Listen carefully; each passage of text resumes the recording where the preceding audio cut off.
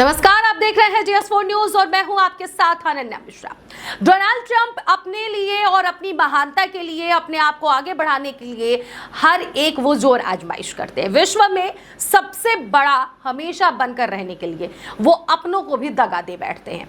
और एक बार फिर से डोनाल्ड ट्रंप ऐसी ही राजनीति रच रहे हैं इजरायली और कतार के बीच में। लेकिन उससे पहले आपको हम भारत का छोटा सा एक उदाहरण देंगे और पाकिस्तान के बीच में जो युद्ध हुआ था भारत और पाकिस्तान के बीच में, उसमें सीज फायर कराने का श्रेय डोनाल्ड ट्रंप यानी कि अमेरिका के जो राष्ट्रपति हैं वो अपने ऊपर लेते हैं। हालांकि पक्ष और विपक्ष में हिंदुस्तान में इस बात को लेकर आज भी लड़ाई है। विपक्ष कहता है कि हाँ, डोनाल्ड ट्रंप ने अगर सीज फायर करा तो प्रधानमंत्री खुल के बोले, प्रधानमंत्री कहते हैं हमने खुलकर बोला, विपक्ष नहीं मानता है। कुल मिलाजुलाकर मामला चाहे किसी भी देश का हो, लेकिन डोनाल्ड ट्रंप अपने आप को महान बनाने के लिए वो अपनी जुबान का भी ख्याल नहीं रखते हैं।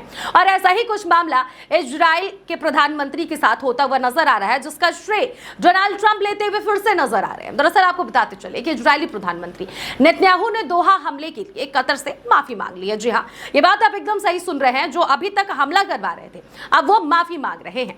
उन्होंने बीते दिन कतर के प्रधानमंत्री शेख मोहम्मद बिन अब्दुल रहमान अल थानी को फोन किया। रॉयटर्स ने सूत्रों के हवाले से ये दावा किया है कि उन्होंने माफी मांगी है। अब रिपोर्ट के मुताबिक क्या कहा जा रहा है आपको ये बताते चले। नेतन्याहू ने अमेरिकी राष्ट्रपति ट्रंप के कहने पर व्हाइट हाउस से, अब सोचिए अमेरिका के व्हाइट हाउस से अल थानी को फोन किया, फोन करके अपनी गलती स्वीकार करते हुए माफी मांगी है। इजरायली पीएम यानी कि नेतन्याहू आज ट्रंप से मिलने अमेरिका भी जा पहुंचे हैं। और यही नहीं, वो सिर्फ मिलने नहीं पहुंचे हैं, उनका इस साल का ये चौथा यात्रा है अमेरिका का, और अमेरिका आज फिर से वो चौथी बार पहुंच चुके हैं।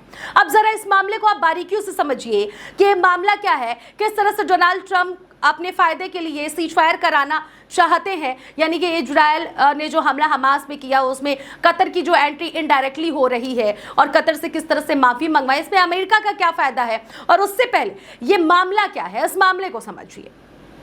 दरअसल आपको बताते चले कि इजरायली सेना ने 9 सितंबर यानी कि 20 दिन पहले, लगभग 20 दिन पहले दोहा में हमास चीफ खलील अल हया को निशाना बनाकर उन पर हमला किया था।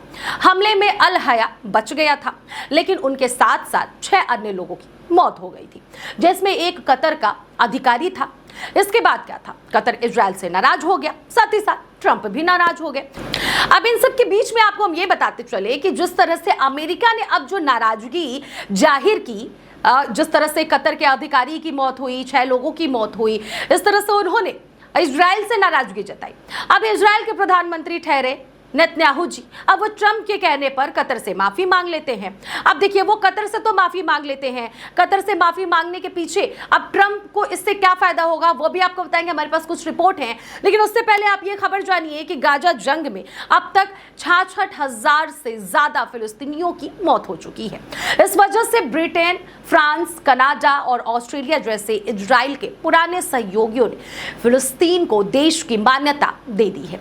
ये सभी देश इजराइल पर भी सीज फायर के लिए दबाव बना रहे हैं। दूसरी तरफ इजराइल के कई राजनीतिक दलों का कहना है कि जब तक हमास का पूरी तरह से खात्मा नहीं हो जाता वे सीज फायर का समर्थन नहीं करेंगे। अब देखिए, हमास का जब तक पूरी तरीके से खात्मा नहीं हो सकता तब तक वो सीज फायर का समर्थन नहीं करेंगे।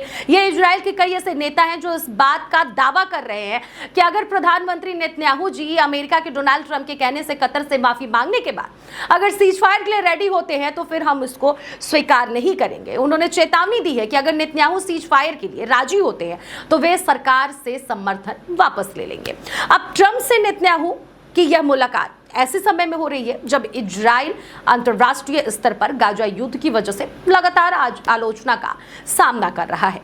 अब हाल ही में यूएन महासभा में नेतन्याहू के भाषण की बात और उसका जो नजरिया था वो सोशल मीडिया पर वायरल हो रहा था। अब देखिए, नेतन्याहू जो भाषण दे रहे थे उस दौरान कई देशों के डिप्लोमेट्स ने वॉकआउट कर दिया, यानी कि उनका भाषण छोड़कर वो वहां से भाग गए। हालांकि दूसरे देश के उलट अमेरिका मजबूती से नेतन्याहू के साथ खड़ा है और ट्रंप साफ कह चुके हैं कि वो फिलिस्तीन को देश की मान्यता नहीं देंगे। अब देखिए, ये मामला जो है, जो ये लड़ाई हो रहा है, जो जंग हो रहा है, इन सब के बीच में नेतन्याहू माफी मांग रहे हैं कतर से। अब ट्रंप को क्या फायदा होगा? और हमने भारत से भी इसका कनेक्शन किया था कि वो भारत हो या फिर देश का, पूरे विश्व का कोई भी देश हो, डोनाल्ड ट्रंप कभी भी खुद को महान बनाने और खुद को बड़ा बनाने से पीछे नहीं हटते और खुद की जुबान पर टिके भी नहीं रहते। हमारे पास कुछ रिपोर्ट है, अगर कतर से माफी जिस तरह से नेतन्याहू ने मांगी है, तो ऐसे में डोनाल्ड ट्रंप को क्या फायदा होगा? ये सबसे पहले हम आपको बताते चलते हैं कि ये 4 अहम वजह जो है हमारे पास, इससे उनको क्या फायदा। अब देखिए, आर्थिक सौदा, ट्रंप ने मई 2025 में दोहा विजिट के दौरान कतर से $243.5 बिलियन यानी कि करीब 20 लाख करोड़ रुपए की डील की है। इसके तहत कतर एवरेज बोइंग से 160 विमान खरीदेगा। अब दूसरा पॉइंट देखिए, मिलिट्री बेस कतर में अल उदीद एयर बेस है, जो मिडिल ईस्ट में अमेरिका का सबसे बड़ा सैन्य ठिकाना है। ऐसे में ये भी फायदा इनको मिलेगा। शांति वार्ता में भूमिका, तीसरा पॉइंट है, कतर गाजा में इजराइल और हमास के बीच शांति वार्ता में मध्यस्थ हैं, जो ट्रंप की शांति योजना के लिए जरूरी है। चौथा पॉइंट है ट्रंप की गिफ्ट। कतर ने ट्रंप को $400 मिलियन, लगभग 34 करोड़ रुपए का बोइंग यानी कि 747 से 8 विमान गिफ्ट किए हैं। अब ऐसे में ये सारे जो फायदे और जो 4-5 अहम मुद्दे हमने आपको बताए, ये सब देखते हुए कतर से अमेरिका को फायदा है और यही फायदा देखते हुए अमेरिका चाहता है कि इजराइल के प्रधानमंत्री जो हैं नेतन्याहू, वो झुक जाए और माफी मांग ले। फिलहाल ये जो इंटरनेशनल जो मुद्दा चल रहा है, जो विदेश में जो मतलब दूसरे राज्यों की जो लड़ाई चल रही है और जो युद्ध चल रहा है, इसमें अमेरिका का क्या रोल है, नेतन्याहू किस तरह से माफी मांगे, क्या फायदा क्या घाटा, किसको आगे क्या फ्यूचर में लाभ हो सकता है, मौजूदा समय में क्या घाटा हो रहा है, और डोनाल्ड ट्रंप अपने आप को आगे बढ़ाने के लिए किस तरह से सभी को गड्ढे में धक्का देने से बिल्कुल भी पीछे नहीं हटते। पूरी खबर लगभग मोटा मोटी हमने आपको समझाई। फिलहाल जो ये युद्ध छिड़ा हुआ है और जिस तरह से नेतन्याहू ने माफी मांग ली है, आपको इससे क्या लगता है, क्या विचार आप करते हैं, जरूर कमेंट बॉक्स में जाकर अपना विचार साझा करिएगा। और मैं थी आपके साथ अनन्या मिश्रा।